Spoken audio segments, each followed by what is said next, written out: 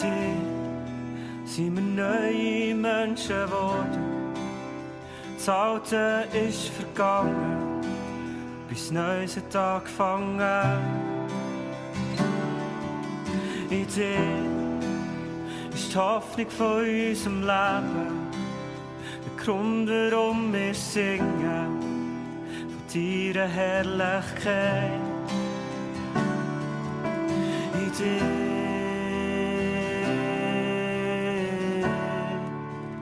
wollen wir sein.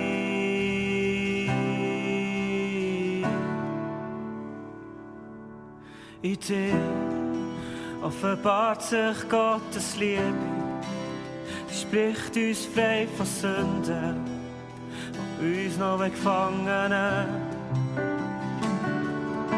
In dir sind wir nicht mehr länger Sklaven, wir sind Gottes Kinder geworden, und jetzt leben wir in dir. In dir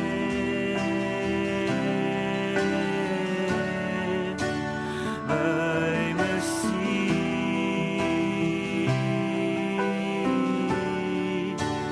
Jesus, in dir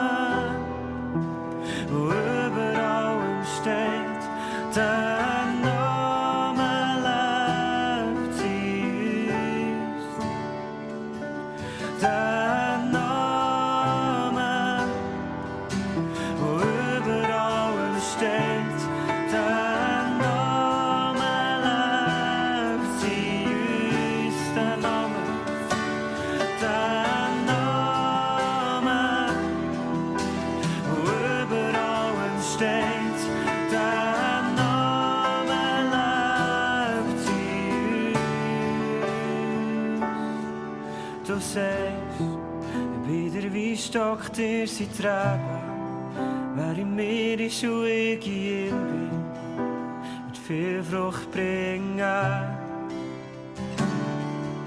So fest, wie der Vater mich geliebt hat, so fest liebe ich euch, darum bleibt in mir, bleibt in mir.